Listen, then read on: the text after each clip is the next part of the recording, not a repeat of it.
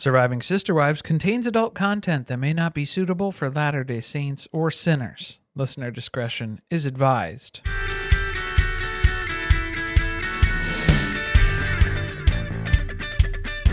Hello and welcome to Surviving Sister Wives. I'm Corey. And I'm Carly. And I am feeling good today because there is the sweet aroma of tequila bouncing off my microphone back up my nasal passage. It's not a margarita episode, though. There was no margarita mix. So it was just a tequila transaction for Carly today. So let's see how this goes, because we also greatly changed the order in which things happened in our notes. Maybe a struggle. I think it makes sense like this, the way that we're going here. I feel confident about the organization. Yeah. Just not that my memory will keep up with where everything was moved to. But this isn't an episode that I would ever go back and watch a second time. Here's the thing. There wasn't a lot of new information. This was episode 19, season 19, episode 19, because we missed that part. Yeah, missed that part. So, Behold, I Come Like a Thief is the name of the episode. And I feel like we were robbed in a lot of ways. If we're talking about it that way. I wasn't expecting to just see a clip show episode. I don't think those are necessary, but sometimes they do this at certain points in the season where they feel like they need to catch us up and remind us of all of these times past. Yeah, we know. Those are good episodes. We go back and we rewatch those on a regular basis. So we're very up to date with all of that information. They always show us the shit that we could quote. You don't even need to play the flashback footage. You're showing me flashback footage of the Flea High move, one of the most iconic episodes in this entire series. Please, bitch. Come on. What are we doing here? What are we doing? It was an all-time record, I'm pretty sure, too. There was a lot of sepia tone. Every time I looked up. Yeah, pretty much. I got confused at one point where I thought, wait, is this new footage? Why is it all hazy? It wasn't the tequila. No, I don't think so. That was an editing choice. Maybe. But the TLC description for this one is Janelle and Meri join forces to finally get answers about Coyote Pass. But Kody is having doubts about letting it go. Christine takes another step towards independence and buys a vacation rental in Moab. I am so beyond over watching the David and Christine footage. I'm starting to regret getting past the wedding. Yeah, we thought the wedding was going to be the end of it. We thought it was going to be smooth sailing after this. No, I think I figured out what it is. Every week, they're just trying to prove to us why David is so much better than Kody. And we didn't need the evidence laid out. We've been watching it. We watched her be married to Kody Wynn Brown. We know. I mean, the other stuff is that they're trying to thread through it with Isabel and stuff too. And she's still tentative, but she's warming up to him. Okay, can we build that out a little bit more? I don't need this passing. Trying to pick back up on something that they talked about that you really didn't care about because you got married anyway. Yeah, that you brushed aside. It wasn't that big of a deal at the time. And so now we're circling back on that. It just feels like if it's an oversight, it's an oversight. We're way past that point. The Bible verse this week is Revelation 16:15.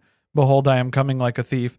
Blessed is the one who stays awake, keeping his garments on, that he may not go about naked and be seen exposed, like Kody in the prairie dog plague pond. Maybe we could take those words, heed that advice a little bit more, apply it to some other aspects of our life too. And I think the thievery already took place with Coyote Pass. I think Cody's trying for some more thievery, is what it's looking like. So this is something that they have to keep an eye on. I've got a little ditty that I wrote. Okay. Yeah, let's hear it. Little ditty about Kody and Robyn. No, that's how Angie introduced her horrific text message that she sent about Bronwyn? Yeah, that was about Bronwyn. Brutal. All right. TLC subjects us to another episode of the new adventures of fake Christine. Meri and Janelle solidify their alliance.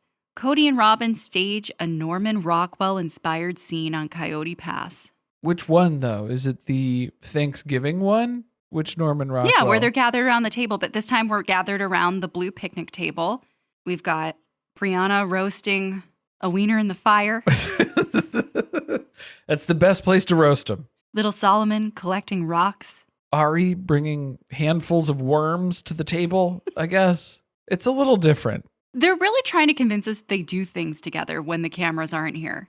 And then when the cameras are here too, because look at us. We're just like this wholesome family. Everyone else was the dysfunction. And I will say, this is criminally out of place as far as the timeline would go. We haven't had a timeline check in a while. This is bad. This is end of summer is what they're talking about. So are they talking about end of summer 2022? Yeah. Wait. 23. Or 23? Okay. Yeah. 23. Oof. Kody and Robyn on Coyote Pass. That's the end of summer 2023.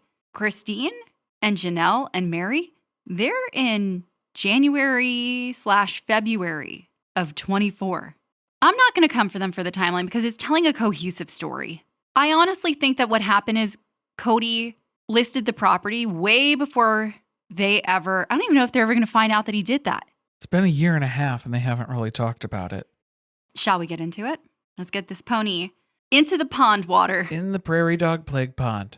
You want to start with Christine and David? Just get them out of the way. Yeah, we might as well knock it out here. But you got Christine and David. They're driving to their Airbnb, recently purchased Airbnb in Moab. They're talking themed rooms for this Airbnb on the way. They are spitballing. They are coming up with ideas, business ideas, even though all of the furniture and everything is already packed in the back of the truck that they're driving down there. So it seems like this was probably something that they already crafted.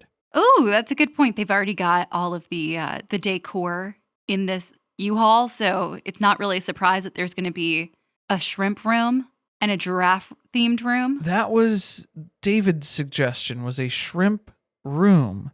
And Christine is kind of confused by this at first because are you meaning like shrimp things, that stuff that is smaller than it's supposed to be? I have to tell you... like an Alice in Wonderland room? Okay, my mind didn't go there, but I'm glad either. that yours did. You just explained that. I would never have come up with that. That was Christine. Christine, her first guess of that, her first take at that was clarifying. Are you talking about shrimp, the animals, the creatures? Or just shrimp thing, you want to have smaller things in a room, and that's the theme. How much better would it have been if they just put tiny things in the room?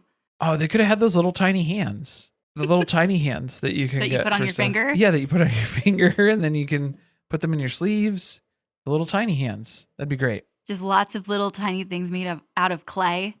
Don't act like you don't know. You've gone down a TikTok rabbit hole watching people make like an entire kitchen with a refrigerator full of items that are just made out of clay and they're all microscopic.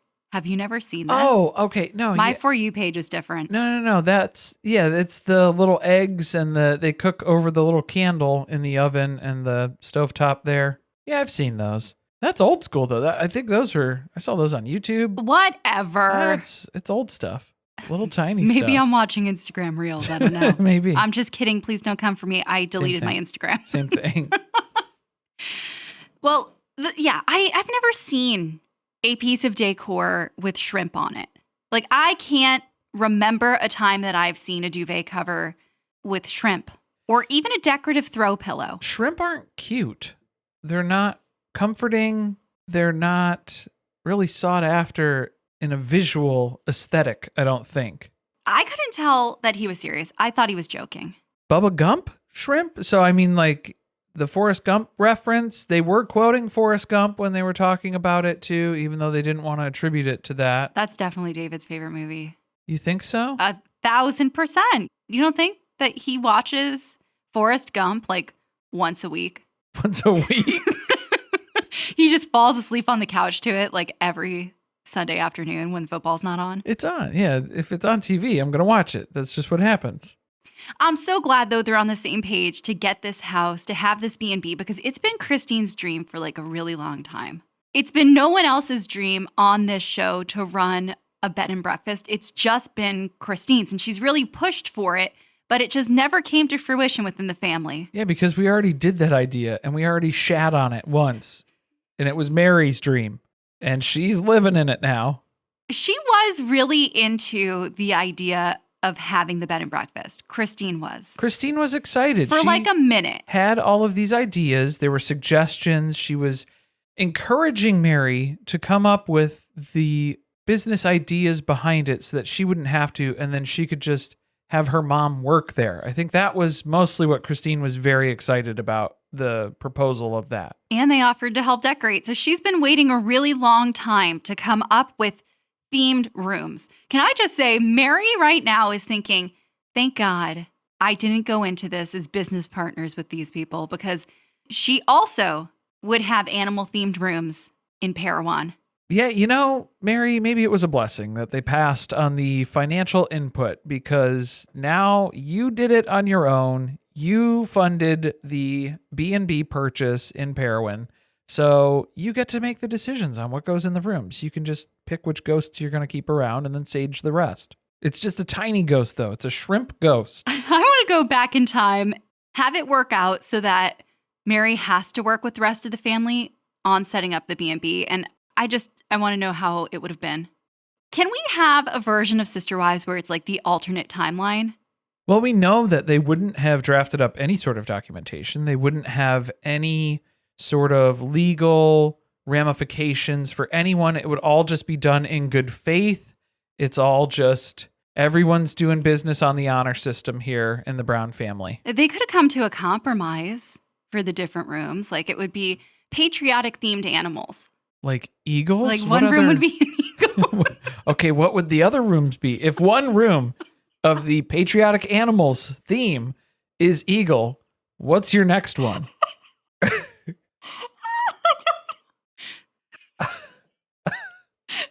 Google. What are no Google. No.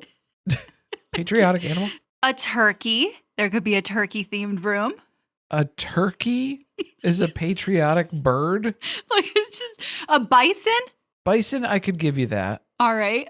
So a bald eagle, a bison. How many rooms were there? There were only 4 rooms. We need 2 more animals. A cougar? Now I'm getting pictures of patriotic animals. A golden retriever holding an American flag. Is there anything more patriotic than that? Yeah, Labradoodle holding an American flag. All right, we got off course. But I think that it's something that could have happened at the B&B. But we're moving on in the conversation. The other big thing that Christine has recently done, because she is so productive now that she got rid of Kody, she went and she changed her name. She went all the way down to the Social Security office and went in there and filled out the paperwork, and she is now Christine Woolley. Not Woolley Brown? She's just Christine Woolley now? Oh, I don't know. I think publicly she's Christine. She's got to keep Brown for her career, much like Kim Kardashian. And that's where the similarities begin and end between Christine and Kim Kardashian. They're driving down the highway, and Christine starts to realize the surroundings look familiar. I think I've changed a flat here before. She's just gripping the door of this U-Haul because she knows at some point the tire is going to blow out.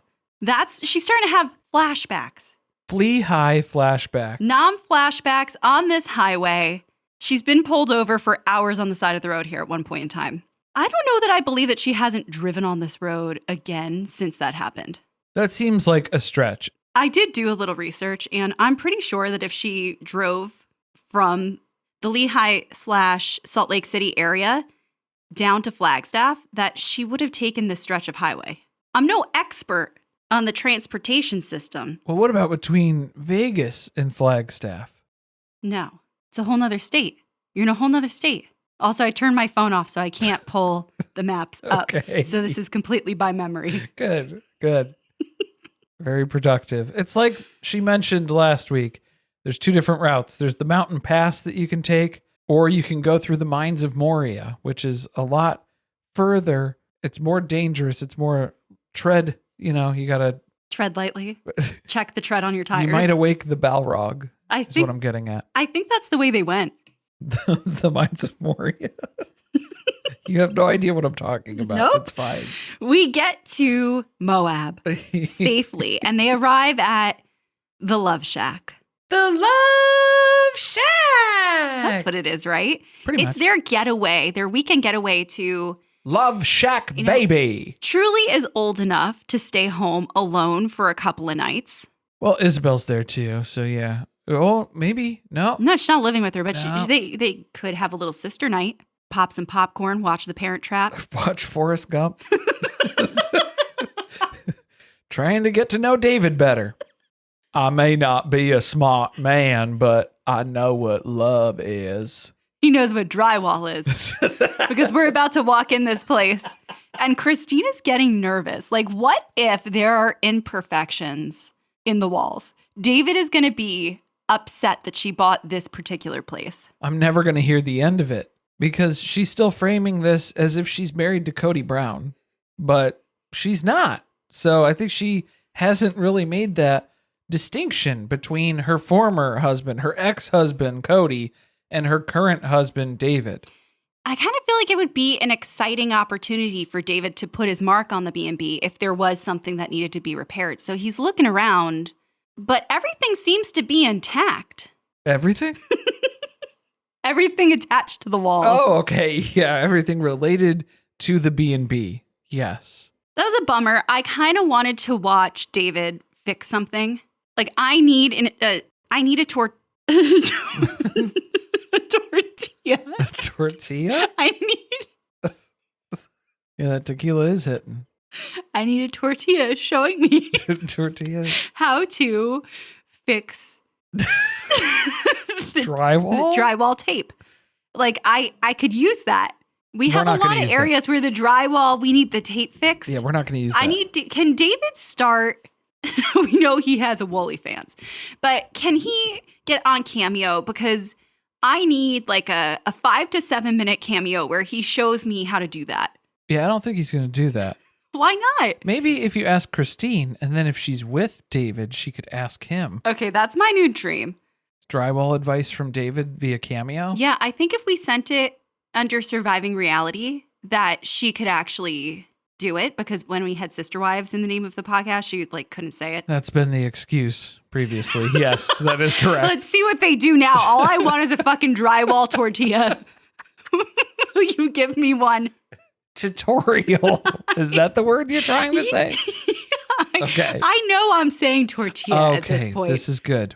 I kind of want to go to Taco Bell now, though. Oh, boy. Here we go. This is going to be an income-producing investment for her, and she wanted to do things like this when she was part of the family, but everyone else kind of took the lead on spending all the family's money in frivolous ways. Closed mouths don't get fed, Christine. If you don't speak up about what your hopes and dreams are, then there's not going to be anything left for you. To be fair, I don't think that if she had spoken up and said, I want to open a B&B where we have the rooms like a safari or an underwater adventure, because one room is an octopi room.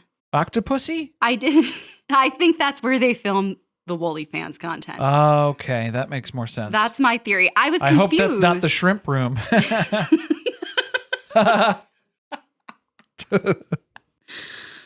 David's regretting that idea. He was a bit disappointed that the room was on the smaller side. That's why it's a shrimp room. Exactly. It's a small room. It fits the theme. It's on theme. That's why you need to have small things in here so the room itself doesn't feel so small. We need an optical illusion. Maybe they need to put more mirrors on the walls. An octopole illusion. A what? Octopi? Octopole. Optical illusion. But Christine's just amazed with the leaps and bounds that she's made in her life and that women have in general. For now. Owning property in her name. Yeah, for now. Owning property in her name for now. Having appreciating assets. That's a totally new experience for her. Normally, if you invest in a business, you sink money into it until you go bankrupt. And that has been her business experience so far. So this is all new to her. When the pluses outweigh the minuses, what do you do then? That's just about when Janelle comes a knocking, because she's here to check the books. Oh, yeah, that must be it. Well, she doesn't come a knocking, actually, though, because she doesn't knock. She just swings that door wide open, which that's a brave thing to do in a house with Christine and David. We saw them at the wedding in public. Yeah, What do you think's happening behind closed doors? We need to keep the doors closed, is what we're getting at. You don't just barge in unannounced. You have to make some noise. I think we've made that joke before, though, is that the Browns are the only Mormons who don't knock, because that was a big issue when they were sharing a house, or that is their concerns about going into Biggie Housey, because there is no privacy. People just barge into your private space. Robyn has set clear, defined boundaries that she wants people to knock. Always knock. She gets startled easily. Do you think that's why? No, I think it's because she has to pick up all the bags that she keeps by the front door and all the QVC boxes. She has to put those away, throw them in the garage. Yeah, otherwise you won't be able to open the door. Maybe that's why she started buying so many things. It was to barricade the door so people couldn't just walk in. It's your fault that I'm buying. If I'm spending so much money on QVC, blame yourself if I'm spending so much on QVC, okay? Do you think that's why she had the gumball machines behind the front door in Vegas? She was just trying to keep that thing closed. Yeah, just in case of an emergency, she could always shatter it, and then gumballs would scatter everywhere across the floor, and then an intruder wouldn't be able to chase after her. It'd be a very Scooby-Doo sort of scenario. It's a security system. That's girl math. Look, that's why I had to make this purchase, Kody. It's the RDP, not ADP. It's a Robyn dumb purchase is what it is. What the fuck? Oh, also, Meri. She didn't like people not knocking on her door. Is that a surprise? Well, she does a courtesy knock. So she's one to judge. She doesn't like when other people don't knock, but she also doesn't really knock. Not a full knock. She's not in the habit. She'll knock while she enters, which... She lives alone, Corey. I guess that's the big difference. She's like Lady Godiva when she's home alone. She's just sprawled out on the Titanic couch. Oh, wow. Oh, man. Just exposed. What if somebody just... That's why Kody never knocked. That's why Kody opened the doors at all times in Meri's house. Yeah, I'm just picturing the birth of Venus now. Coming out of the shell. I feel like that would fit in the shrimp room. But a very small version of it. It's got to be very tiny. The clam bake themed room. That's a callback. Uh-oh. All right. Moving on. I'm getting hot in here. Moving on. We've got the moving crew. It's a bunch of family. Christine's kids, David's kids. We got cousins. We got everybody. They're going to get this place operational in 1 day flat.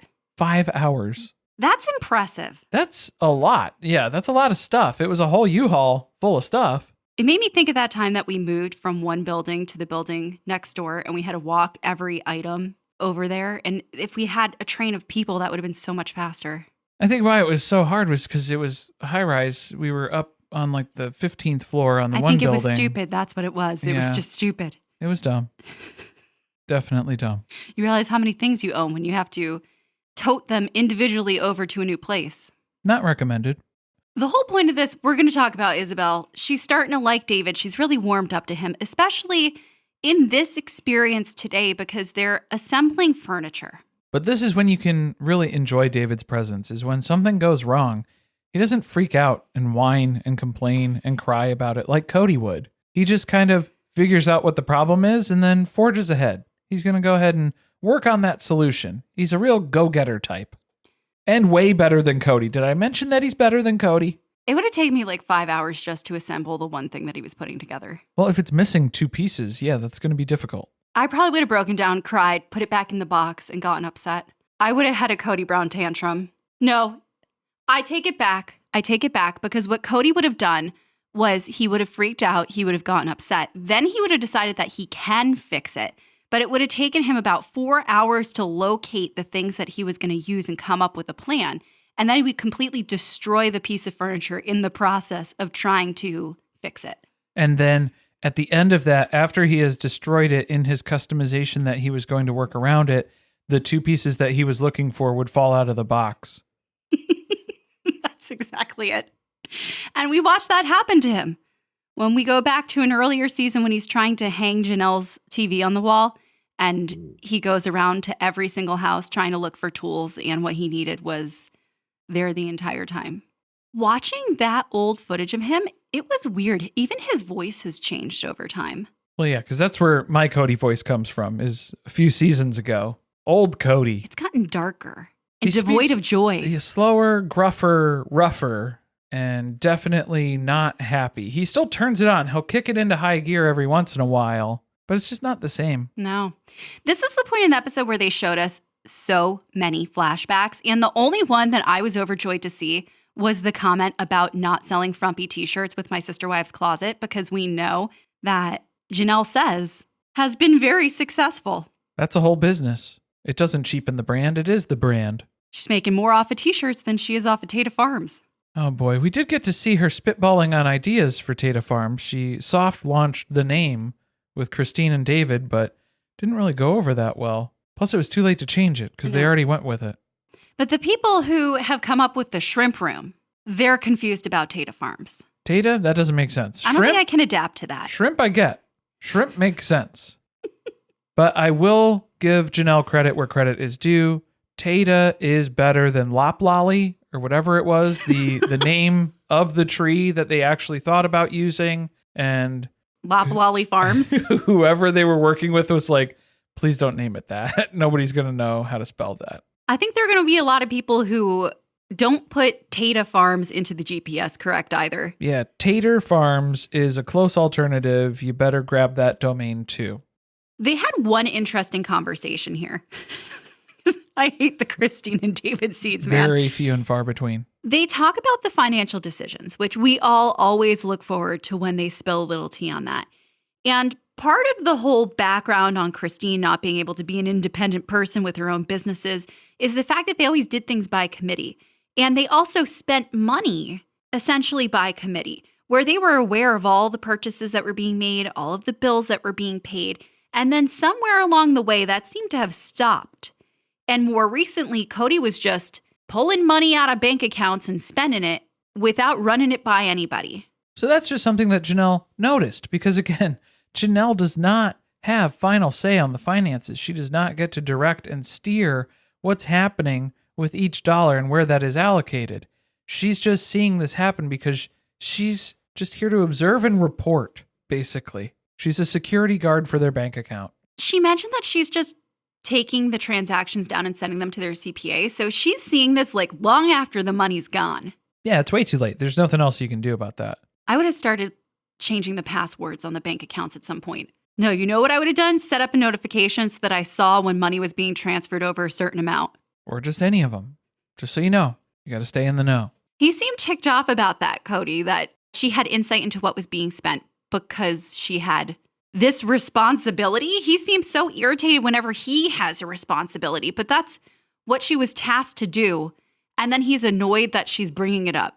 Well, it's wild to me that Kody would say in an interview where he's being asked about these purchases, I don't know why Janelle was so concerned about that. It's not her business. It's her money. Well, it's her money, and also it is her business because you have her doing the bookkeeping for your family. So she needs to know when transactions are happening. Especially large ones. If you don't want her to know that stuff, then you need to say, hey, Janelle, I'm going to take this off your plate. I'm going to take care of the bookkeeping. But you don't want to do that because you're lazy and idiot. They're so lucky that they didn't let him do that after all these years. They would have been out of money a lot sooner. Oh, yeah. That's an episode I want to see where they sit down and go through the books. Get them on financial audit. Obviously, Janelle's not really trusting Kody a lot with everything that's transpired. And she's starting to pull together all the documents for her attorney. But, it's a lot of work. There's a lot of stuff to prove. There's a lot of screenshots to take. There's a lot of documents that she's got to download and rename and save places and email over. It's almost like, is it worth it? Well, since it's the majority of your livelihood at this point, I would say it is worth it. Yes, you need to keep fighting for that, Janelle. Do you know how in-depth my documentation would have been before I even approached the attorney? I would have had text messages with dates, all the files neatly saved down.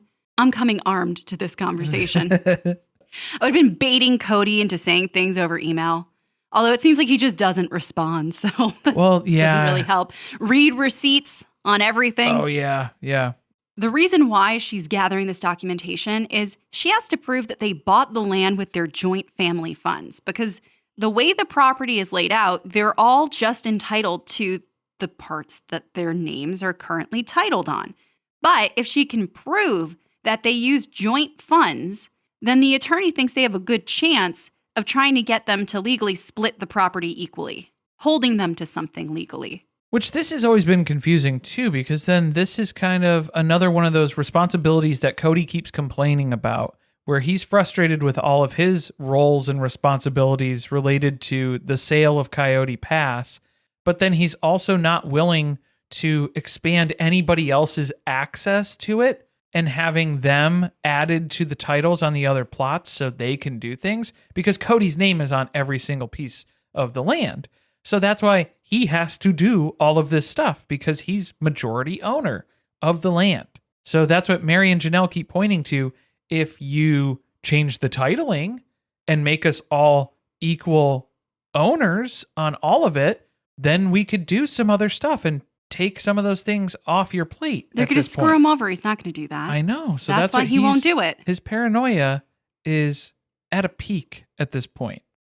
Janelle's over at Maddie's house in North Carolina, and Maddie's in the kitchen, and she gives her a little 5-minute warning that she's about to jump on a Zoom with Meri. I'm surprised that Maddie didn't make her leave the house at that point and say, oh, that's interesting. You have to talk to Meri? Why don't you go to Starbucks or something? You're going to do a run? Find an internet cafe or something. You're not going to talk to her in my home. But no, it doesn't go that way. It's just Maddie excuses herself from the kitchen, doesn't want to be in the same room. She kind of rolls her eyes. But they're on the same side, so it's a double-edged sword. Do they strongly dislike each other? Janelle denies that's the case, but for years they have. But now they have formed this new, it's not quite a friendship. Again, it's an alliance against Kody to get the money that they deserve out of Coyote Pass. The enemy of my enemy is my friend. This is what has happened. Can we agree that Maddie was most definitely on the other side of the wall listening? I don't know. I feel like she had to pop in her earbuds and just zone out with something else because she can't even hear Meri's voice without getting ticked off. I would have listened to everything.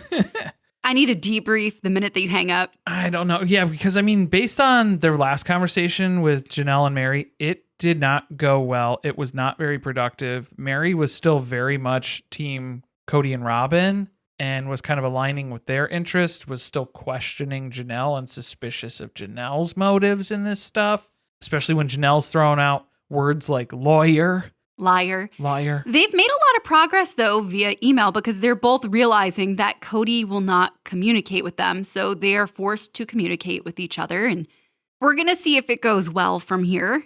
If not, you can talk to my attorney. Per my last email, what the fuck is going on is basically what Meri has been sending out on the email chains. Circling back on my prior email, I would spell Kody and Robyn's names wrong at the beginning. I don't know if she'd be able to get away with that at this point, though. Kody with an I, Robyn with an I, just I's everywhere. We're getting rid of the Y's. They're a little spooked because more recently Kody emailed saying that he and Robyn have decided to sell. We have decided. We don't give a shit what you guys want to do because we've decided we're selling the property. To sell the pond now.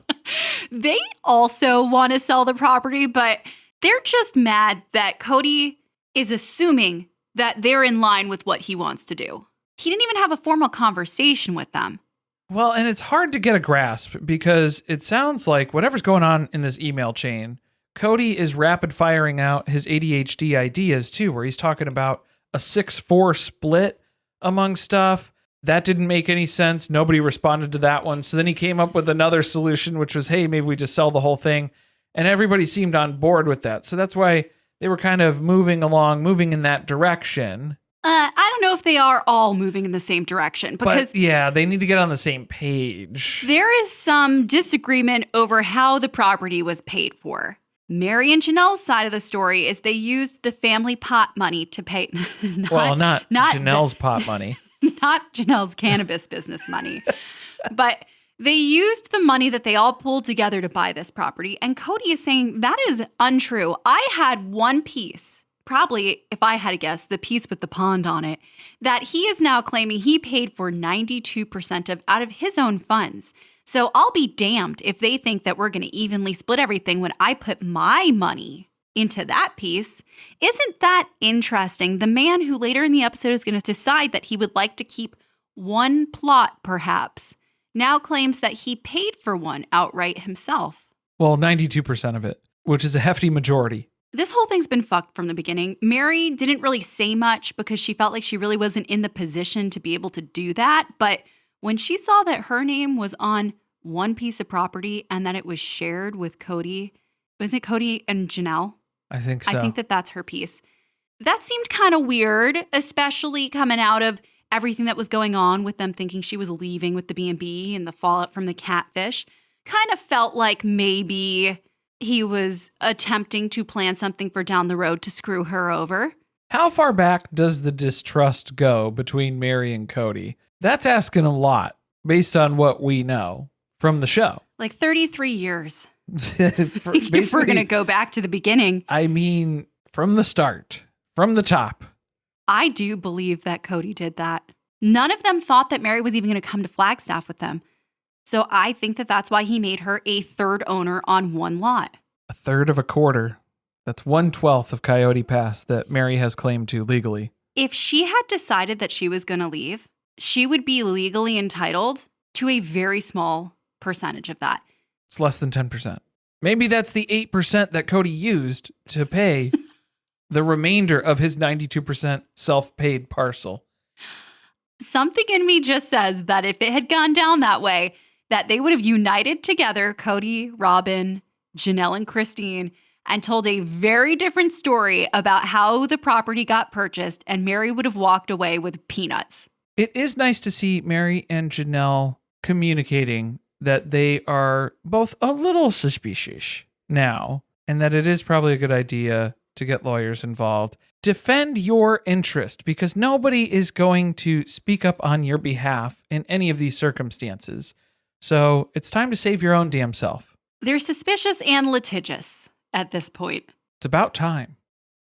Meri suggested that they go to Flagstaff and have an in-person conversation with Kody and Robyn, I'm sure on camera. And Janelle's so over it. That's not going to get you anywhere. That's not going to help with anything. She's done it before.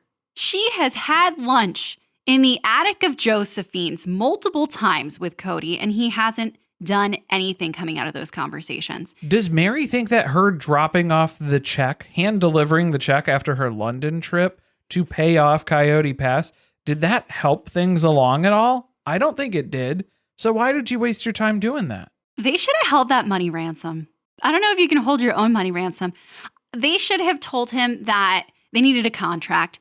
If we provide this money to pay off this property, you need to have the property retitled in this way by this date. Because for or this you man, owe me a fuck ton of interest. Oh, yeah. And the lost amount. Yeah. Whatever else you're going to have for that. I think a contract would have been a good place to start. I think withholding that money and then using that as leverage, I feel like Kody would have been very betrayed by that and took that very personally if it did come to that. But also, he's the man who said repeatedly, I don't have the money to pay them out for this. I don't have the money. Yeah, and you don't have the money single-handedly to pay for the entire property that is in your name for all of these plots. So you wouldn't even have this land if we didn't put the money down on it. We wouldn't be here having this conversation to argue over it. Yeah, that's true. It's an odd conversation to have about how the property originally got purchased when just a few months ago, they spent a lot more money paying off the rest of it. It wasn't bought in full. It was not paid up from the moment that you signed that. Do you think that that's what he means by 92% of one of the lots was paid with his money? The down payment? No, whatever they just finished paying. Oh, maybe. Yeah, I don't know how Kody is girl mathing into the payments and how this is distributed across these 4 lots that his name is on all of them. So you should be responsible for the payment on all of those. And then you were not able to do that without the help of these other people. So why do you think that you have any claim to the land more than they do? Because it was his dream, Corey. Well, Coyote Pass, well, it was really Robyn's dream. It was Robyn's. And this episode was Robyn heavy, talking about her relationship with her stepdad, Paul. People are going to think Versailles is talking about Robyn heavy. It was trying to humanize Robyn. That's what I think that they were doing here. Pity. It's pity. It's always the pity route that we have to feel bad for Robyn in these situations that she finds herself in. Even though I would say a lot of the circumstances that she's involved in, she's had a hand in setting some of those up. The move to Flagstaff and the tension that came from the family. A lot of that was at her behest. And she planned the whole thing that's going down today. They are heading out to Coyote Pass because the picnic tables that her dad, Paul, built a long time ago, 10 years ago at this point, he built them before they moved into the Vegas houses, or like as a welcoming present, something for them to use outside in their backyards. And they have traveled with them all the way to Coyote Pass. And they've just been sitting out here, exposed to the elements. So today we're going to paint them. We're long overdue for some picnic table care. So we're going to sand and scrape these down and get a fresh coat of paint on there to help seal them in. They're literally making us watch paint dry. I just want to point out that was the entire premise of this scene. The basis, yeah, that we're left with at one point at the end of this segment. Yes, that was what was happening. I felt really odd about the entire thing. Talking about Paul, showing all the times that he was in the background on the show. Well, and in the front row on the show. That's true. The splash zone. He made his way up to the front row for certain occasions. And then talking about the fact that he passed away in 2022. I thought this was going to be one of those, they mentioned who it's from, who this person is, and then we kind of breeze on through the rest of the information. No, this is Paul, and then we get more backstory, and then more information, and then more information. So I wasn't prepared to have this kind of info dump of Paul at this point in time, but that's what we were left with. No, I felt like, is there a quiz that I'm going to have to take? Do I need to remember this? Some things did make sense that they were able to share, like Paul was a surveyor in Las Vegas, which makes a whole lot more sense why Kody doesn't want to pay anybody in Flagstaff to do this with their land, because Robyn's dad was doing it for free. It raises a lot more questions for me about if Kody knows something about surveying land, or this land in particular, that maybe makes him not want to do it. I don't know. It's an odd connection. Well, also just he's not a surveyor in that state or in that county or in that region. So he's not a surveyor anymore. Okay. Well, I know, but like, I don't think he can help them with this. No, I'm not saying right now. Not for this one. They bought the land pre-COVID. Yeah. Dude's been out there. So I think all of the information that they have at this point is from Paul. You think so? It's the word of Paul. Kody made a really weird comment about how Robyn didn't feel safe anymore after Paul passed away. I thought Robyn didn't feel safe during COVID. That was Robyn feeling safe in the world still? I mean, none of them really. It goes back to this family's obsession with the word safe. They're not safe with each other. It's not safe to have this conversation. It's not safe to use these words. It's not safe to exist in a world. Generally, that's really Robyn's experience. Well, I think it's just these circumstances that Robyn finds herself in where there were difficult times, and then that's the reason why I feel this way. So now she's attributing this. I feel like she didn't feel safe in the world during COVID. So to say that 2022, when Paul passed away, that's magically when Robyn had this big shift and she didn't feel safe in the world anymore. I disagree with that. I'm really conflicted because on one hand, like, I understand the experience of losing a parent and how that makes you feel. And I can understand even being an adult that you would still feel almost very childlike in losing someone that you felt like was a protector to you. But Kody being the one to bring it up is what made me think it goes back to the Robyn. Robyn needs to be saved. I'm Robyn's protector now. I'm the one who makes sure that she's safe around everyone and in whatever situation.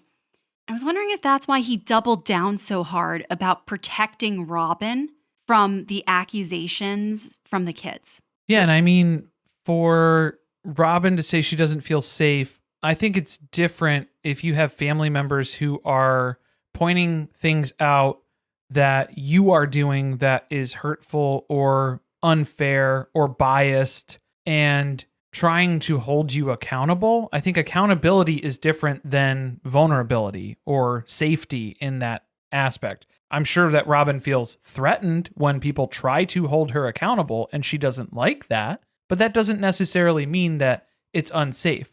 I would argue that it's irresponsible to let unfair behavior go unquestioned in this sort of family dynamic in a polygamist family. This really needs to be picked apart even further, but it kind of seems like Robyn doesn't understand that accountability doesn't need to be connected to intention, because I think that when she's being accused of things, she feels like her intention wasn't to do something, so she shouldn't be held accountable for how it played out. Yeah, and it makes her feel yucky, but then that's the point though, is that a person is telling you, hey, what you did made me feel yucky. And then that's where Robyn is then interpreting, oh, you're saying that I'm a bad person because I made you feel yucky. No, that's not it. So she's not really getting the point. And then these perceived threats are not actually what she thinks they are. Does that make sense? It's not healthy to think that people are they're being threatening or challenging you because they want to have an honest dialogue about things that have happened. Well, and then the fact that, to continue to invalidate people who are telling you what their experience is and saying, no, that's not what happened, or no, you didn't feel that way. I think that's a bigger problem to address as well. That was a really deep conversation. I think we were going to go there. Honestly, this was, it gets weirder because they're just hanging out on Coyote Pass, I guess justifying the purchase to themselves and trying to suck up all the time they can on it. I guess they're making sure that Janelle is not out there. They're keeping an eye out for surveyors. They're seeing, if anybody has showed up on the land or if the RV is back, if anybody's been poking holes in the cistern. Any other strange realtors that they're not familiar with. I'm surprised that they went with blue for the color of the picnic tables. I thought for sure they were going to go with purple. It's kind of their vibe. It looked a little purple when they were applying it. It was darker, so before it dried, it did look a little purple. I'm sure Robyn tried to buy the purple paint. How close were we to getting a Lehigh call from Kody when they were done painting, though? Pretty close. It was a yeehaw, though. Yeah, I never would have thought that is something that we could have heard come out of Kody. Lehigh. It's been a while. It's a celebration that he finally completed a project within a couple of hours. This was a one-day plan to come out here and do this. He didn't have to come back. He didn't run out of paint. It wasn't a total disaster. Yeah. And the kids are all out here helping, which is another sweet memory that Kody gets to have with Robyn and her kids. So then once the paint dries, they are able to come back and enjoy weenie roast, maybe some s'mores, but none for Meri this time. Brianna's getting real hot and bothered around that fire, man. Oh, boy. She has to get that aggression out. She's starting to split wood. She's like, hand me that axe. Well, splitting wood is man's work. So I don't know if Brianna's going to be up for the task. He needs help. There's a lot of trees that Kody has felled. Is that the right word? Sure, yeah. He's gotten them to fall out of the sky one way or another. Thousands of trees that have been chopped down at Kody's hand on Coyote Pass. He's going to need the help getting the rest of them split. He is definitely treating this like they are out there, they're pioneers on the land, and he is preparing for winter, and they need to cut enough wood to get them through the cold winter months, or they may not make it to spring. Fun fact, it's never enough wood. You're never going to have enough. Never. Maybe we'll come out here when it's nice, though, in the spring, when it starts to warm up. I'll get another coat on this table, a little varnish or something. Oh, a coat of paint. Another coat of paint. Okay, yes. And Robyn's like, I'm sorry. Yeah, Robyn's like, let's check the timeline on that. Spring, you say? I need to cash out on this property before then because I got big plans. Well, at this point, they must have just paid it off. If this is summer of 23, they just paid it off in May. So they're really coming out to enjoy it here because it's theirs now. It just didn't feel right when we weren't fully owners of it.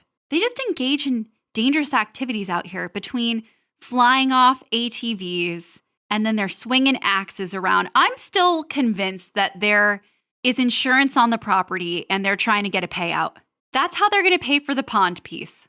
Trees that are being pulled into other trees as they're being chopped down, chainsaws and wedges flying around at people's faces. Different than what you see flying at people's faces on OnlyFans. It's true. Being out here's got Kody thinking that maybe we'll sell the rest, but we'll keep the pond, the most lucrative, beautiful part of Coyote Pass.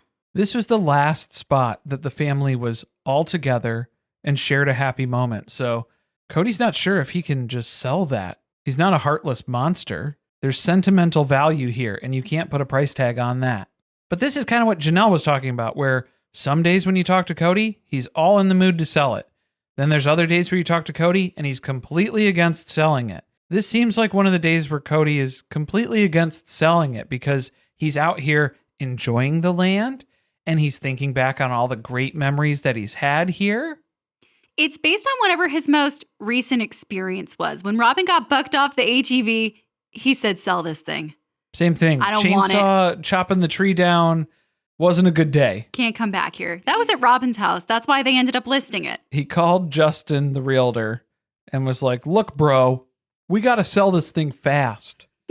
I'm willing to take a hit on it. That's why he can't be the person in charge of having the conversations about selling it. No, because that listing has been activated, deactivated, activated, deactivated. The MLS is confused. It doesn't know what to do. Coming soon? Maybe. I don't know anymore. He asks Robyn if they can afford to keep the pond. I'm not sure that Robyn is the person that we should be going to for financial conversations. I know this is a monogamous relationship now, and we've lost Janelle, who was our pseudo CPA, but maybe we should get a professional. I don't think that she's good with keeping track of how much is in the account. I feel like one of the two people in the relationship should know. That would be my argument. I don't think it's her, though. I don't think she knows. And so then he's asking her so that she just goes, well, I don't know, I guess. And then he goes, whoa, Robyn told me we could. The bank approved me for $1.6 million. They're on House Hunters all of a sudden. That's what they said I could afford. That's not how that works. I fell trees and I'm a secret shopper.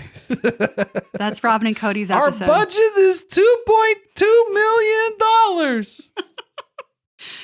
She does clarify they could probably buy it, but then they're going to have to cut back in other places. Like electricity and water and...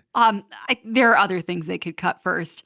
Maybe we stop buying artwork and statues and floral blouses. Here's the trick. You're going to have to sell a lot of those items in order to buy the pond. Oh, he doesn't want to do that anymore. Forget it. Yeah, that's Robyn's retirement plan. We can't cash that out. This turns into a conversation with the girls. I don't know if this is supposed to be an insight into Kody's obsession with having an estate and something to pass down to the kids, because they're imagining the future where the girls have children, that they have all these little grandkids running around. Don't we want them to run around the pond? Doesn't that sound like a sweet memory? No, not really. That we haven't experienced yet? No? Robyn is grandbaby hungry, though. Oh, she's been baby hungry. She's ready to get these girls married. Although that's not a prerequisite for her. Well, it would be this time around. They have to do it the right way. They're already at church. They're going to youth group. They're going to find someone, Robyn. Isn't that why youth groups exist? Clock's ticking. Yeah. It's like Tinder for Christian kids. For Lydia Plath. Basically, that was same thing. Same experience over there. Rora's thinking, 3 to 5 kids, just a normal amount. Not like in a big polygamous family. A normal monogamous sized family. Brianna is setting her limit to 4, but it's a hard no on polygamy. Monogamy all the way. That's the only thing that we're sure of at this point. That was the other thing. That was my other alt theory of why they're talking about this. Whenever they get the family together, they have to talk about how Rora and Brianna's entire worldview has been shattered by the ex-wives leaving Kody, and now they'll never consider polygamy. Because they were seriously considering it before, and now it's out of the question. So I think they finally had a good enough excuse and a reason to tell Robyn where Robyn would stop asking them about it. by saying it was just so damaging when all the wives left. So I don't think this is going to work for me. And so now Robyn's able to let that go, because Robyn never really lets anything go until she gets a good enough reason for herself to let it go. That's true. I thought the other weird part was how Robyn was so proud of Aurora and Brianna for thinking for themselves about having all these kids and these monogamous families. Hasn't this been ingrained in them? Hasn't this been the entire roadmap for their whole lives? So that's not really thinking for themselves. That's them parroting back what you've told them their whole lives.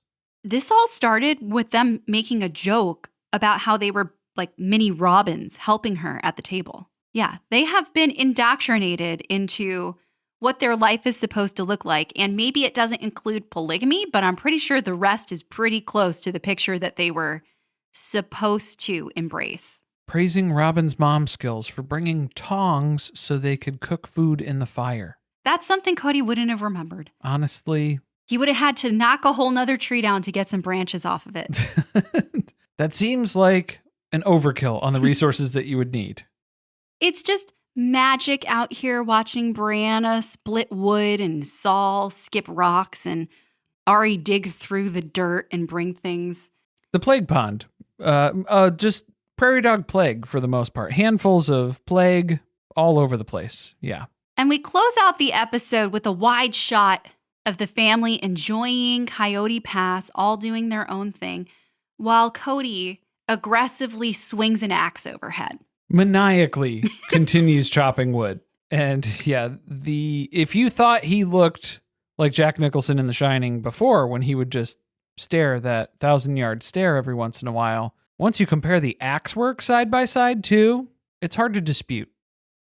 Next episode, on a road trip across the country to move Janelle to North Carolina, Christine, Janelle, and David stop at a bar where Janelle has her first shot ever. The fate of Meri's B&B is up in the air, and Kody and Robyn have a heart-to-heart with Aurora.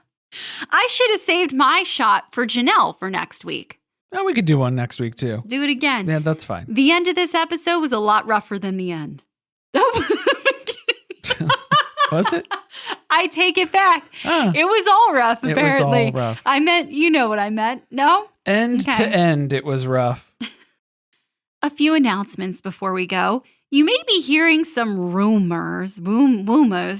I should be able to do that. Channel my Meredith Marks right now. Rumors? That Sister Wives seems to fall off the TLC schedule after next week.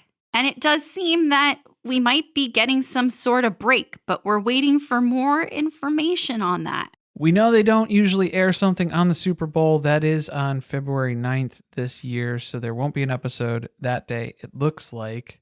There never was going to be an episode There that wasn't day. going to be an episode that day. They don't historically do that. And it looks like it's just a longer break than just the 1 week. So we'll have to stay tuned, see what the details end up shaking out to be. Hopefully we know by next week. But know that even if Sister Wives isn't having new episodes releasing for a while for season 19, we'll still be putting something out here for you to listen to. And we'll keep you updated in the Discord if we hear anything along the way. But still come back next week, because it sounds like we have one more episode to go, and then we'll hopefully by then have more details on what the rest of the season will look like. Also, while we're waiting for more Sister Wives, you can listen to our other podcast, Surviving Reality, where we're finishing out Real Housewives of Salt Lake City this season. If you have not been watching it, you need to get on that. It's the best housewife show on TV, and it's only continuing to one-up itself every week with the reunion, which is really saying something compared to a Sister Wives tell-all. There's been a lot of new information, though. That's why. It's current. It's up to date. There's a lot of things going on. So hopefully this means that whatever break we do get for Sister Wives, maybe we will get pretty close to actual real day sorts of timeline transitions that are happening here by the end of the season. And we're also talking about season 3 of The Traitors, the US version. That is currently airing on Peacock. And Tom Sandoval, very controversial figure, bringing the comedic relief every week, unbeknownst to himself. It's getting crazy. There are traitors being treacherous towards one another. The lies, the deceit, the betrayals. You can find all that and more over at Surviving Reality.